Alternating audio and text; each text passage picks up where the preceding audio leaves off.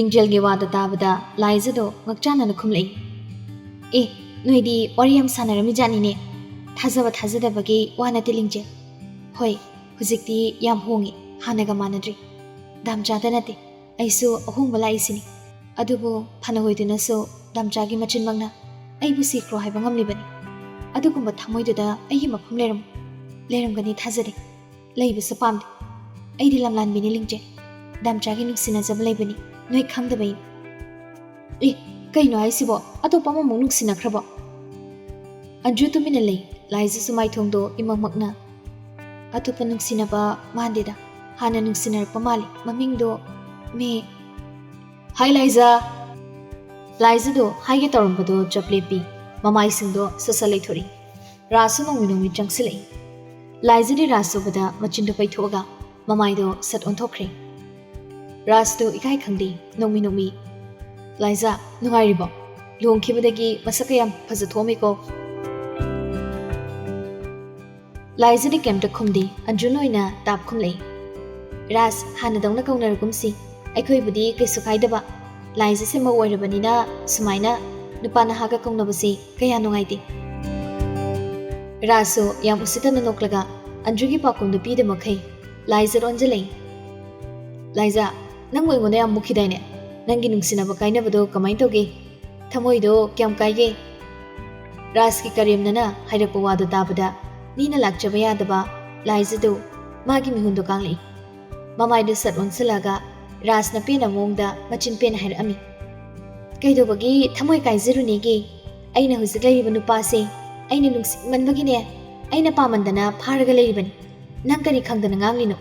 ꯈꯪꯗꯅ ꯑꯈꯪ ꯁꯥꯔꯛꯀꯅꯨ, ꯇꯥꯅꯤꯡꯗꯦ, ꯑꯣꯟꯁꯤꯜꯂꯛꯀꯅꯨ꯫ ꯂꯥꯏꯖꯅ ꯐꯨꯛ ꯍꯧꯒꯠꯂꯒ ꯑꯟꯖꯨ, ꯂꯤꯡꯖꯦꯜ ꯆꯠꯁꯤ ꯂꯥꯛꯑꯣ, ꯃꯤ ꯀꯣꯂꯦꯖ ꯑꯍꯥꯟꯕ ꯂꯥꯛꯆꯕꯁꯤꯗ ꯍꯧꯗꯣꯡ ꯂꯝꯕꯣꯏꯕ ꯑꯃ ꯍꯦꯛ ꯑꯣꯛꯅꯔꯨꯔꯤ, ꯗꯥꯎ ꯌꯥꯗꯧ ꯃꯥꯟꯗꯦ꯫ ꯂꯥꯏꯖꯅ ꯃꯥꯡ ꯊꯥꯔꯒ ꯒꯝ ꯆꯠꯈ꯭ꯔꯤ꯫ ꯃꯃꯥꯟꯅꯕꯤ ꯑꯅꯤꯗꯨꯁꯨ ꯂꯥꯏꯖꯒꯤ ꯃꯇꯨꯡ ꯏꯟꯅꯈꯤ꯫ ꯔꯥꯖꯁꯨ ꯂꯥꯏꯖꯅ ꯄꯨꯟꯁꯤꯕꯒ ꯀꯔꯝꯅ ꯂꯩꯃꯤꯟꯅꯔꯤ ꯍꯥꯏꯕ ꯃꯨꯟꯅ ꯈꯪꯕꯅ ꯃꯆꯤꯟꯗꯣ ꯍꯥꯏꯐꯦꯠ ꯆꯤꯡꯂꯒ ꯃꯔꯧ ꯂꯩꯅ ꯅꯣꯛꯂꯛꯏ꯫ ꯑꯗꯨꯒ ꯌꯥꯝ ꯅꯥꯄꯜꯒꯥꯎ, ꯅꯪꯒꯤ ꯄꯨꯟꯁꯤꯕꯗꯨꯒ ꯅꯪꯒ ꯂꯩꯃꯤꯟꯅꯔꯤꯕ ꯐꯤꯕꯝꯗꯣ ꯑꯩꯅ ꯁꯤꯠ ꯅꯥꯟꯅ ꯈꯪꯉꯤ꯫ ꯅꯣꯏꯒꯤ ꯌꯨꯝꯗꯨꯗ ꯂꯩꯔꯤꯕ ꯅꯦꯟꯁꯤꯗꯣ ꯑꯩꯒꯤ ꯅꯤꯅꯦꯒꯤ ꯃꯆꯥꯅꯤ꯫ ꯀꯩꯁꯨ ꯂꯩꯇꯕꯤ ꯅꯪꯅ ꯑꯩꯕꯨ ꯍꯟꯖꯤꯟ ꯏꯀꯥꯏꯕ ꯄꯤꯔꯕꯅꯤꯅ ꯑꯩꯅ ꯅꯪꯕꯨ ꯀꯩꯗꯧꯔꯛꯀꯦ ꯌꯦꯡꯉꯨ꯫ ꯑꯁꯣꯝꯗ ꯄꯨꯟꯁꯤꯕꯁꯨ ꯆꯤꯡꯃꯩꯔꯣꯡꯗ ꯁꯣꯔꯨꯝꯗ ꯌꯧꯔꯦ꯫ ꯃꯥ ꯉꯁꯤꯗꯤ ꯃꯁꯥꯗꯣ ꯍꯩꯅꯤꯡꯗ꯭ꯔꯤ꯫ ꯂꯩꯔꯤꯕ ꯁ꯭ꯇꯥꯐꯁꯤꯡꯗꯨꯗ ꯀꯔꯤꯝꯇ ꯍꯥꯏꯔꯝꯗ꯭ꯔꯤ꯫ ꯇꯣꯝꯊꯤꯟꯗ ꯃꯥꯒꯤ ꯔꯨꯝꯗ ꯀꯅꯥꯝꯇ ꯆꯪꯍꯜꯂꯛꯀꯅꯣ ꯍꯥꯏꯔꯝꯂꯒ ꯃꯥꯒꯤ ꯔꯨꯝ ꯇꯝꯅ ꯆꯪꯏ꯫ ꯑꯗꯨꯒ ꯆꯦꯌꯔꯗꯨꯗ ꯇꯝꯅ ꯐꯝꯊꯩ꯫ ꯃꯈꯣꯡ ꯑꯅꯤꯗꯨꯅ ꯇꯦꯕꯜ ꯃꯊꯛꯇ ꯊꯝꯂꯒ ꯃꯀꯣꯛꯇꯨꯁꯨ ꯍꯥꯏꯐꯦꯠ ꯉꯥꯊꯔꯒ ꯋꯥꯈꯜꯗꯁꯨ ꯈꯜꯂꯤ꯫ ꯀꯩꯅꯣ ꯑꯩꯅ ꯇꯧꯔꯤꯁꯤꯕꯣ? ꯃꯥꯅ ꯀꯣꯂꯦꯖ ꯆꯠꯈ꯭ꯔꯒ ꯑꯩꯅ ꯂꯩꯐꯝ ꯈꯪꯗ꯭ꯔꯤꯁꯤ ꯀꯩꯒꯤ? ꯑꯩꯅꯁꯨ ꯌꯥꯝꯅ ꯆꯔꯥꯡꯅꯔꯤꯁꯤꯕꯨ ꯑꯩꯒꯤ ꯊꯃꯣꯏꯁꯤꯅ ꯇꯁꯦꯡꯅ ꯃꯥꯕꯨ ꯅꯨꯡꯁꯤꯕ ꯑꯣꯏꯔꯖꯥꯠꯂꯣ? ꯄꯨꯟꯁꯤꯕꯗꯣ ꯋꯥꯈꯜ ꯈꯟꯅ ꯃꯥꯒꯤ ꯐꯣꯟꯗꯣ ꯑꯃꯨꯛ ꯌꯦꯡꯉꯤ꯫ ꯄꯨꯟꯁꯤꯕꯁꯦ ꯍꯧꯖꯤꯛꯀꯥꯟ ꯐꯣꯟꯁꯤ ꯁꯨꯛꯊꯥ ꯊꯥꯗꯣꯛꯇꯦ꯫ ꯂꯥꯏꯖꯅ ꯀꯔꯤ ꯇꯧꯔꯤꯕꯅꯣ ꯆꯦꯛ ꯇꯣꯏꯅ ꯇꯧꯅꯤꯡꯕ ꯐꯥꯎꯖꯩ꯫ ꯀ꯭ꯂꯥꯁ ꯇꯧꯔꯤꯕ ꯃꯥꯜꯂꯤ꯫ ꯂꯥꯏꯖ ꯑꯣꯟꯂꯥꯏꯟ ꯂꯩꯔꯝꯗ꯭ꯔꯤ꯫ ꯂꯥꯁ ꯁꯤꯟꯁꯨ ꯄꯨꯡ ꯑꯃꯃꯨꯛ ꯐꯥꯔꯦ꯫ ꯄꯨꯟꯁꯤꯕꯗꯨ ꯎꯕꯗ ꯒ꯭ꯌꯥꯟ ꯇꯥꯔꯦ ꯍꯥꯏꯕꯒꯨꯝ ꯁꯣꯔ ꯑꯃ ꯁꯥꯡꯅ ꯍꯣꯟꯊꯩ꯫ ꯑꯗꯨꯒ ꯉꯁꯥꯏꯒꯤ ꯂꯥꯏꯖꯒꯤ ꯁ꯭ꯇꯦꯇꯁ ꯊꯝꯈꯤꯕ ꯐꯣꯇꯣꯗꯨꯗ ꯌꯥꯝ ꯃꯨꯟꯅ ꯌꯦꯡꯂꯒ ꯑꯉꯥꯡ ꯃꯆꯥ ꯅꯪꯁꯦ, ꯑꯍꯥꯟꯕ ꯎꯕ ꯃꯤꯀꯨꯞꯇꯁꯨ ꯑꯩꯒꯤ ꯊꯃꯣꯏꯁꯤꯗ ꯀꯔꯤꯅꯣ ꯈꯪꯗꯕ ꯏꯍꯨꯜ ꯑꯃꯗꯤ ꯑꯁꯨꯝ ꯐꯥꯎꯈꯤꯕꯅꯤ꯫ ꯑꯩ ꯏꯁꯥ ꯈꯪꯗꯅ ꯅꯪꯕꯨ ꯌꯦꯡꯅꯤꯡꯕꯁꯨ ꯁꯨꯝ ꯄꯣꯛꯈꯤꯕꯅꯤ꯫ ꯎꯅꯕ ꯈꯨꯗꯤꯡꯁꯨ ꯃꯔꯩꯗ ꯇꯧꯅꯩ꯫ ꯑꯁꯤ ꯀꯔꯤꯒꯤ? ꯅꯪꯕꯨ ꯅꯨꯡꯁꯤꯕꯒꯤ ꯅꯠꯇ꯭ꯔꯣ? ꯑꯇꯩ ꯃꯔꯝ ꯑꯃꯠꯇ ꯊꯤꯕ ꯐꯪꯗ꯭ꯔꯤ꯫ ꯅꯪꯕꯨ ꯅꯨꯡꯁꯤꯕꯒꯤꯅꯤ ꯁꯨꯝ ꯍꯥꯏꯔꯤꯁꯤ ꯆꯨꯝꯂꯕ꯭ꯔꯣ? ꯍꯥꯏꯌꯣꯅ, ꯅꯪ ꯅꯨꯡꯁꯤꯕꯒꯤ ꯅꯠꯇ꯭ꯔꯣ? ꯈꯨꯝꯃꯨ, ꯅꯣꯡꯃꯤ ꯂꯩꯔꯒ ꯑꯩꯕꯨ ꯑꯣꯠꯀꯅꯨ꯫ ꯅꯪꯅ ꯂꯝ ꯌꯥꯝ ꯍꯦꯜꯂꯤꯁꯤ ꯀꯩꯒꯤ? ꯑꯩ ꯅꯨꯡꯁꯤꯕ ꯈꯪꯂꯛꯇꯕ ꯃꯤꯅꯗꯤ ꯑꯗꯨꯒ ꯃꯦꯂꯩꯅ ꯑꯩꯕꯨ ꯁꯨꯃꯥꯏꯅ ꯋꯥꯍꯟꯈꯤꯗꯤ꯫ ꯃꯦꯂꯩꯅ ꯑꯩꯕꯨ ꯃꯤꯔꯥꯏꯕꯤꯔꯝꯂꯕꯁꯨ ꯅꯪꯒ ꯂꯣꯏꯅꯕꯒꯤꯔ ꯑꯩ ꯑꯉꯥꯎꯕꯒꯨꯝꯅ ꯍꯤꯡꯈꯤꯗ꯭ꯔꯤꯁꯦ? ꯅꯪꯅ ꯅꯠꯇ꯭ꯔꯥ? ꯂꯝꯍꯦꯟꯕꯤ ꯅꯪ ꯁꯦꯟꯅꯕꯗ ꯑꯩ ꯃꯥꯒꯤ ꯋꯥꯈꯜ ꯀꯥꯎꯊꯣꯛꯍꯟꯕ ꯅꯠꯇ꯭ꯔꯥ? ꯑꯗꯨꯒ ꯍꯧꯖꯤꯛꯅ ꯑꯩꯒꯤ ꯋꯥꯈꯜꯁꯤꯕꯨ ꯅꯪꯅ ꯂꯩꯇꯍꯟꯗꯕ꯫ ꯑꯩ ꯁꯨꯃꯥꯏꯅ ꯋꯥꯕ ꯊꯦꯡꯅꯔꯛꯇ꯭ꯔꯤ꯫ ꯅꯪꯅ ꯑꯩꯕꯨ ꯌꯥꯝ ꯋꯥꯍꯜꯂꯦ꯫ ꯑꯩ ꯌꯥꯝ ꯋꯥꯏ꯫ ꯀꯩꯒꯤꯅꯣ ꯁꯤꯕꯨ? ꯑꯩꯅ ꯅꯪꯕꯨ ꯅꯨꯡꯁꯤꯕꯒꯤ ꯑꯣꯏꯒꯅꯤ꯫ ꯑꯣꯏꯐꯝ ꯊꯣꯛꯏ꯫ ꯑꯩꯅ ꯑꯉꯥꯎꯕꯒꯨꯝ ꯂꯩꯔꯤꯕꯁꯤ ꯅꯪꯕꯨ ꯅꯨꯡꯁꯤꯕꯒꯤꯅꯦ꯫ ꯑꯩ ꯍꯧꯖꯤꯛ ꯀꯩꯗꯧꯒꯅꯤ? Sumai sum laibadi ai sigi do mal. Ai gi nuksibasi nangna khangbi. Aina phongdoktana mana karamna khangan. Ai bu mafamda phongdosira. Aina phongdokluraga mana yabirakra. Aina mabu nuksirisi asumaina mana debu nuksiramgadra. Nuksiramgadaba mate. Thasadi. Aidi magi yegnabagum khankibani. Yegnabani su itatatan haibani. Adasu aigi idong henbani. Aina mabu yang wahankre. Khang magam loidaba China kya su pikre. Punsibado si hairaga laizara mana haikiba ngangkiba mayamna ningsinglaga mapiga su tap tari. Tarakliba mapi dusu taithokti. Punsiba tumina mangduna lei. Ngak lairaga kari khanmano khangdi. Mapido fatfat taithoga machin lo haifa jinglaga nokfetori. Khairakpong punsiba nabu asugam sontharaga legadaba natida. Aigi nakta aigi nupi oina lengdana leiriba nupibu karigi khutum chanba ngamla. Namdana nungsiangani. Ai tumina leithoi. Ai mabu nungsi harin. Mana yadraso yanaba takani. Yadabasya yanaba sutakani. Ai nupani gani. Matung manao yano macha isum tatpido handakti lam heladi dam dam fudagi. Asumna punsibado thamoida tariba laizabu nungsibagi mamido laizagi mafamda phongdoklagi chabimna lepkhri. Laizada matau karamna phongdoksige kanna khalingai. Tanjadu tomtindo punsibagi rumda changli. Sir henbana factory da amta lakbiu hari. Punsibado khangpre khang gyan khangda tai. Aingondadi call taraktaba. Sir, atamnana adugi tarakpanati. Sum gari gi wari sanarambadуда sir lai haibaduda sum hairakpani. Tatomal gari thaudo mayu. Hoi sir. Tomtindo thokri punsibado fukhogolaga kudang da siriba gari do pung haifit yengi. Pung ama taramdori. Punsiba mamito khanglaw lauthui. Yam thuna magi phone da lakthoga magi yenang mocha thama number da call tawi. Asomda laiza hoisu class loinaga thongnarakpa tanjani. Bag da yawriba phone do ring lakpaduda chalambadu chaplepaga phone do lakthoga yengi. Punsiba oirambaduda nokfet taraga phone do sat kakthali. Asomda nupadasu hanba leiti amka tawri. Laiza susum kai. Aduga Mrs. Oina thai. Ai somda miga wari sanari kari hainibano yumda laga sanarasi. Laizagi Mrs. lakpado ubada punsibadi harau hangdoktuni yengi. Laizagi Mrs. to paraga mamito khanglaw lauthori. Yam thuna Mrs. to typing tawi. Masado pakani ibagira punsibado okutkado thakthangni. Kanamino. Laizagi mi otpado hori. Mi di mi sa haiba nati mi haiba. Anga nang yam hongwe tatkani ngasi. Mi do kanano nupiro nupar hangbani. Laiza somda chana nongmi punsibana changna mongda reply piri. Nupagani kaino. Punsibado yam thuna typing tawi. Kanagi nupa khangni nang lerum. Nupaga wari ek sanarmadane nachindu thugai. Message to hek thakibaga Laiza gi hangnabi offline chat kren. Sim taukhidre. Asomda punsibadi sauning madaloi pran thadori. Maya ga dokra kak chiklaga tafum khangda makongdu walduda anirak ahumla kausili. Sauning bagi mayaina kaurubado narmali machindu sugalaga khangi. Aduga machinda so khoisauna na sonje. Osh nai khongbiga pungtoi toi bidar. Ai budi asigi yanaw macha silangna badane sifam napong khangdani sidor ponida. Punsibado khonglei thuna room madudagi thori makongdusu segli tawri nagekta hanna yengdi makuna pariba phone do laizagi number do call tawraga nakongda phone do thamlaga khongthang do yamna thuna thangi laibanga thisu laizagi number do offari laizagi number do offara paduda punsibado pakhatpa ma yauksilei yam thuna thanglamba magi khongthang do ngaiba ngamlaktra chenchat tawraga laktuna gari turi yam thuna kakhali Tatomal, Ichanui College da yam thuna thau. Punsibana yam pinga haripatuda Tomal so gari do yam thuna start tawraga. Kai thobi aurge sir. Tatomal speed to khar kankana thobi. Mi machin thugai. Phone gane off lekri. Ai isa se pakhali. Tomal so punsibagi pakhum do gyan men tadri. Punsibana mai hobo makai sawbuda makha tan hangludri. ꯒꯥꯔꯤꯗꯣ ꯌꯥꯝ ꯊꯨꯅ ꯊꯧꯏ ꯂꯥꯏꯖꯒꯤ tension ꯈꯨꯄꯤꯗꯨꯗ ꯄꯨꯟꯁꯤꯕꯗꯣ ꯀꯨꯛꯀ ꯄꯨꯡꯆꯥꯏ ꯆꯥꯏꯈ꯭ꯔꯦ ꯅꯨꯄꯥꯒ ꯋꯥꯔꯤ ꯁꯥꯟꯅꯔꯤ ꯍꯥꯏꯔꯒ phone of ꯊꯝꯖꯤꯟꯈꯤꯕꯗꯨꯗ ꯃꯁꯥꯗꯣ ꯒꯥꯔꯤꯒꯤ ꯁꯤꯠꯇꯨꯗ ꯐꯥꯎ ꯏꯟꯊꯤꯅ ꯐꯝꯗ꯭ꯔꯦ ꯑꯗꯨꯒ ꯑꯟꯖꯨꯒ ꯂꯥꯏꯖꯒꯅ ꯆꯠꯃꯤꯟꯅꯈꯤ ꯍꯥꯏꯕꯁꯨ ꯀꯥꯎꯔ ꯃꯥꯜꯂꯤ ꯂꯥꯏꯖꯒꯤ ꯅꯝꯕꯔꯗꯣ ꯑꯣꯐ ꯂꯩꯈ꯭ꯔꯁꯨ ꯑꯟꯖꯨꯒꯤ ꯅꯝꯕꯔ ꯌꯥꯎꯔꯤꯗꯨꯗ ꯐꯣꯟ ꯇꯧꯗꯕꯤ ꯑꯣꯐ ꯂꯩꯔꯤꯕ ꯂꯥꯏꯖꯒꯤ ꯅꯝꯕꯔꯗꯨꯗ ꯑꯣꯏꯅ ꯍꯟꯖꯤꯟ ꯍꯟꯖꯤन ꯀꯣꯜ ꯇꯧꯁꯤꯜꯂꯤ ꯇꯣꯃꯥꯜꯁꯨ ꯄꯨꯟꯁꯤꯕꯒꯤ ꯃꯇꯧꯗꯨꯗ ꯀꯔꯤ ꯈꯨꯗꯣꯡꯊꯤꯕ ꯌꯥꯎꯔꯖꯥꯠꯅꯣ ꯈꯟꯗꯨꯅ ꯄꯥꯈꯠꯄ ꯑꯃꯒ ꯂꯣꯏꯅꯅ ꯒꯥꯔꯤꯗꯣ ꯊꯧꯔꯛꯄꯅ ꯌꯥꯝ ꯊꯨꯅ ꯗꯤꯑꯦꯝ ꯀꯣꯂꯦꯖꯀꯤ ꯒꯦꯠ ꯃꯃꯥꯡ ꯌꯧꯔꯦ ꯄꯨꯟꯁꯤꯕꯗꯣ ꯄꯥꯈꯠꯄ ꯑꯁꯥꯎꯕ ꯍꯦꯟꯃꯟꯈꯤꯗꯅ ꯃꯁꯥꯗꯣ ꯏꯇꯥꯎ ꯇꯥꯎꯔꯦ ꯐꯣꯟꯗꯨꯗ ꯑꯣꯏꯅ ꯍꯟꯖꯤꯟ ꯍꯟꯖꯤꯟ ꯇꯧꯔꯒ ꯂꯩꯔꯦ ꯀꯣꯂꯦꯖ ꯌꯧꯔꯤꯗꯨꯁꯨ ꯈꯪꯖꯗ꯭ꯔꯦ ꯒꯥꯔꯤ ꯈꯥꯝꯂꯁꯨ ꯍꯣꯏꯅꯤꯃꯥꯏꯅꯤ ꯍꯥꯏꯗ ꯐꯣꯟ ꯇꯧꯔꯒ ꯂꯩ ꯒꯥꯔꯤꯗꯒꯤ ꯄꯥꯛ ꯀꯨꯝꯊꯗꯦ ꯇꯣꯃꯥꯜꯁꯨ ꯄꯨꯟꯁꯤꯕꯅ ꯀꯨꯝꯊꯃꯟꯗꯕꯗꯨꯗ ꯁꯔ ꯀꯣꯂꯦꯖ ꯌꯧꯔꯤ ꯇꯣꯃꯥꯜꯅ ꯋꯥ ꯍꯥꯏꯔꯛꯄꯗꯨꯗ ꯄꯨꯟꯁꯤꯕꯗꯣ ꯒ꯭ꯌꯥꯟ ꯈꯪꯇꯥ ꯇꯥꯏ ꯑꯀꯣꯏꯕꯗꯣ ꯀꯣꯏꯌꯦꯡ ꯌꯦꯡꯉꯤ ꯀꯣꯂꯦꯖꯀꯤ ꯒꯦꯠ ꯃꯃꯥꯡꯗ ꯒꯥꯔꯤꯗꯣ ꯈꯥꯝꯂꯒ ꯂꯩꯔꯝꯕꯗꯨꯗ ꯉꯁꯥꯏ ꯃꯈꯩ ꯏꯟꯊꯤ ꯅꯨꯡꯉꯥꯏꯅ ꯍꯣꯜꯂꯛꯇꯕ ꯁꯣꯔꯗꯣ ꯍꯧꯖꯤꯛꯇꯗ ꯁꯥꯡꯅ ꯑꯃꯨꯛꯇꯪ ꯍꯣꯡꯗꯣꯛꯂꯒ ꯒꯥꯔꯤꯒꯤ ꯊꯣꯡꯗꯣ ꯁꯠ ꯍꯥꯡꯗꯣꯛꯂꯒ ꯌꯥꯝ ꯊꯨꯅ ꯒꯥꯔꯤꯗꯒꯤ ꯀꯨꯝꯊꯩ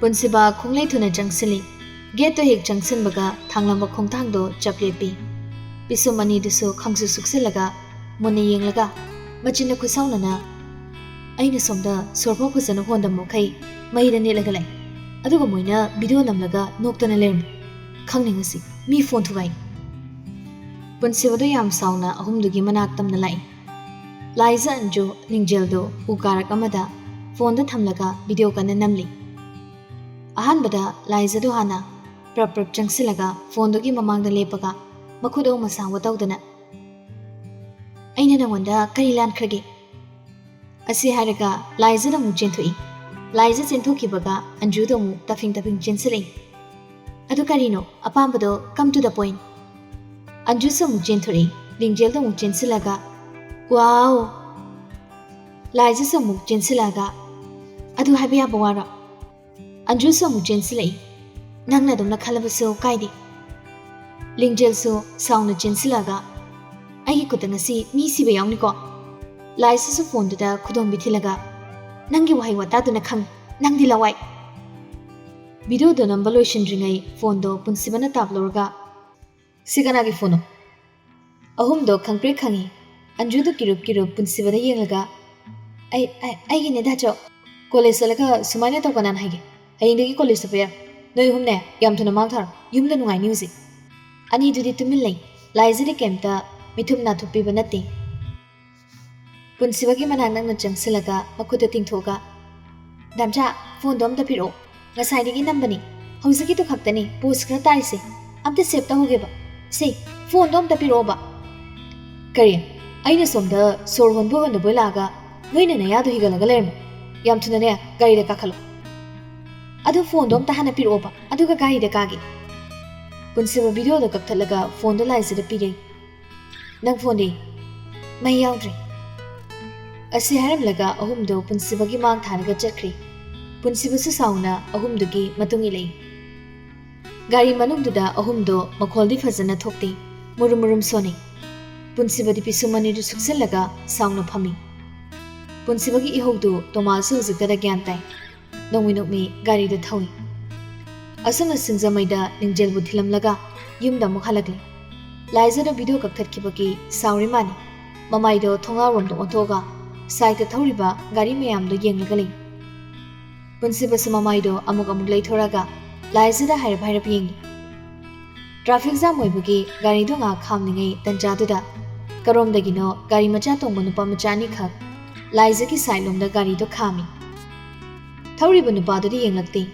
ꯇꯨꯡꯗ ꯇꯣꯡꯂꯤꯕ ꯅꯨꯄꯥꯗꯣ ꯂꯥꯏꯖꯒꯤ ꯃꯁꯛꯇ ꯎꯕꯗ ꯃꯃꯤꯠꯀꯗꯣ ꯂꯥꯎꯊꯣꯛꯑꯒ ꯒꯥꯔꯤ ꯊꯧꯔꯤꯕ ꯅꯨꯄꯥꯗꯨꯒꯤ ꯂꯤꯡꯖꯝꯗꯨꯗ ꯄꯣꯄꯣꯞ ꯊꯥꯏ ꯚꯥꯏ ꯃꯥꯏꯗꯨ ꯁꯣꯝꯗ ꯑꯝꯇ ꯌꯦꯡꯉꯣ ꯚꯥꯏ ꯊꯧꯔꯤꯕ ꯅꯨꯄꯥꯗꯨꯁꯨ ꯃꯃꯥꯏꯗꯣ ꯂꯩꯊꯣꯛꯑꯒ ꯌꯦꯡꯉꯤ ꯂꯥꯏꯖꯒꯤ ꯃꯁꯛꯇ ꯎꯕꯗ ꯋꯥꯎ ꯚꯥꯏ ꯃꯁꯛꯇꯤ ꯐꯖꯅ ꯅꯥꯞꯇ꯭ꯔꯣ ꯑꯁ ꯃꯤꯡ ꯍꯪꯍꯧꯔꯁꯤ ꯑꯁꯤ ꯅꯨꯄꯤꯁꯤ ꯅꯪ ꯑꯣꯏꯖꯔꯣ ꯌꯦꯁ ꯍꯩꯃꯥ ꯒꯥꯔꯤ ꯊꯧꯕ ꯍꯧꯔꯦ ꯃꯣꯏ ꯒꯥꯔꯤꯒꯤ ꯃꯅꯥꯛ ꯅꯪꯅ ꯊꯧꯖꯤꯜꯂꯣ ꯑꯩ ꯃꯤꯡ ꯍꯪꯒꯦ ꯅꯨꯄꯥꯗꯨꯁꯨ ꯂꯥꯏꯖ ꯍꯣꯏꯒꯤ ꯒꯥꯔꯤ ꯃꯅꯥꯛ ꯅꯪꯅ ꯊꯧꯖꯤꯜꯂꯤ ꯇꯣꯡꯂꯤꯕ ꯅꯨꯄꯥꯗꯨꯅ ꯍꯥꯏ ꯀꯩ ꯃꯤꯡ ꯀꯧꯒꯦ ꯅꯝꯕꯔ ꯑꯝꯇ ꯄꯤꯔꯝꯃꯨꯗꯅ ꯁꯨꯝ ꯈꯪꯅꯁꯦ नुपादुना लाइजगी ममाई नकना हायरकपदुदा लाइजदा खंप्रेक खंगी याम थुना ममाईदो लेथोरी नुपा मचा पाखंग खरा खरा फागलकपगी मिकी लाइकिदबा मतम मोइबना अंगम तानरी लाइजगी थोंनाव मपादो नकना गारीदो थौजलागा मिंगदो हाइड्रसो नंबरदो खक्तंगदी हाइबिरमो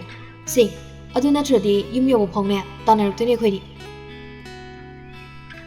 नुपानी दुना हाइरिदो ngसाई मखैदी पुनसिबा तारमदी हंदक्ति पुनसिबाना येंगलकपदा नुपादुना थोंनाव मयादुदा nganglibado तारे पुनसिबादो प्रंग हौरगा साउख्रे लाइजदा ममितो खाना येंगलगा ममाइदो सदोंथरगा हाथु हाथु तातोमाल गारी खाम वाइबना तातोमाल तोमालसु गारीदो साइ खितंग ओइरकना खंखाम खामी तुंगना तानरेइबा पाखंग अनिदुसु मोइगी गारी नाकन खितंग चथरगा खामी गारीदो खामबगा पुनसिबा याम थुना गारीदगी कुमथरी अदुगा मनिंगी थोंदो हांदोगा इचन नंग कुमथरो अंजुसु पुनसिबगी मोंगदुदा लाइजदा फुबीगद्र पाखतचतुना कईगिनो दाचो नंग ममांगदो तोंगलो थोंनावदने मंगक लेथोगा नुपागी रांग तोबो मी मंगक लेथेके अब इनमना नती मोइननी ऐ कुमोदिसे कुमोलो ऐने ऐगी नुपीगा तुंगमिनगे हाबनी पुनसिबसु तुंगदा गारी खामलिबा नुपानीदो तानबा हारिबनी लाइजदि ममितो फैनी येंगलगा मचिनदसु तमना सोली ए ऐगी नुपी गाइना ngapthi jealous babu sidi anju yam tuna kumtharak tuna mamangda tongkhre punsiba su kakhalaga laizagi manakta phami punsiba do laizar onsilaga hanamuka namido saidiyam aigi khudom bisina namit ani makothogadam aini yengobra moini yenglaga nanglu holubugini moini yenglaido ho phari adidi amuka siyenge laizado makut kazu ngak makukto thongnauda pura onthoga phamlang leikre punsibado laizagi matawda pran chakpa habido eramani yam sauna makut ani do tingthoga laizagi makokta paigi dawi adu sungamdi punsiba tomal do onsilaga tatomal gari thobiro tomal so gari do thoba hokre anjudi ani dugi matawda nongmi tawraga le tungda no pani dusu hanba leiti amuk tanari ngasagi dumaina gari do nangna thongsilei punsibaso handakti sauningba henman khibana laizagi lingjumani do pairaga chingthori aduga class do yam thuna lekhali nang somda phamulo lambi sidane ai migi macha phuningdi phamloi sida sum phamli laizabu khangjing thoi aduga laizagi phampham duda ma oina mu phami laizana somatai de phamkibaduda nupani disu gari do asomgi nakanda namuk thori punsibado nupani do phuning bada loirabani adobu laizagi zat yenglaga makut masa do propok thektuna khanglibani asomda sum yenglambadagi asomda mu yenglapaduda punsibado asawado mai hokramali laizagi manang nangna changsilaga laizagi yaliba phido pairaga makok to kupsinbi aduga magi makut oiduna laizagi lingjumda lengonbiraga khangkon koli laizado khangpre khangi punsibada tingak yenglaga makutuna inthokna bayam kana honaringai nupani disutalamal gari do khangtau thogotkhre gari do hek thogot kibaga punsibasu khangta thadoi kaino ngawrbo ho ngawrini laiza khuk nang senamada phido ngasai de ingoda langsilamdaini aduna kana gi phino sisu agi phini kaino kana na pirapoduna aini yumdagi bekta hapaga purak ngasai ingoda langsilambuduna kadai dege laiza kumpham khangdri khonjel do kitang kalapna khangde hoi ngakho nang nupa gori sanabro sanai kaino nachindu thuwairo kana nupano nanga wari sanai do ha ayingai nang police apatoi laida sawudi laidana machinda khumlaga noktum noksali ha hayo natik sunati kicha nanamaga nupa gori sanabra anjusu mabungi matawda satka khumlei sanai kana nupa gori sanaba sir suraska practical ki wari sanarakpani laiza da machinda melaga tiktik noi punsibaso matangduda angawba dabi ikaiba phawri sor ma sangna hunduklaga situda makok to ngatharaga gyan tana phamkhre asomna nongnini da hokre punsibaso laiza da मागी थमोगी वादो फोंदोंनब कन्ना होनी अदुबु लाइजना कारण हेक्ता Tassili तंजा soupy Pidi नुमिदांगदो पुंसिबा मसादो लेफम खंगदी लाइजदो हयेंदी था फाबा चकनी हैबदुदा मयुमदा लेहोगद्रा पाखतजै फमुंगदा फमलगा कन्ना मंगदुना ले नुमिदांगी पुंग 8 ताराफाव lies सुकादा जंगलक्तबदुदा पुंसिबदो मसादो इहे हिनिंगदना कादगी तमना थोरी लाइजनी ममांगादुदा सोफादा कोंग्राय चलगा फमलगा सुसुत कप्पगा लेरम पुंसिबा लाइजना कप्पुदुबदा याम फिंगना चंगसिलै कईदौरगे कई कपिनो लाइजदो पेरी पेरी मांगदा लेरिबा टीवीदुदा मकुत थिलगा हेरोइन से सीरे लाइजदो मकुत अनीदुना ममाइदे खुमजिलगा अंगांग मचादौना हिगे कपी पुंसिबसु नोफे तौरगा टेबल मथक्ता लेरिबा रिमोटो ता पाइरगा चैनल अमा चेंज तौई अदुगा मासु लाइजगी नाकंदुदा फमथरई हयेंग पुंग क्यादा चकने ngana chattoini pung kya da halaktoino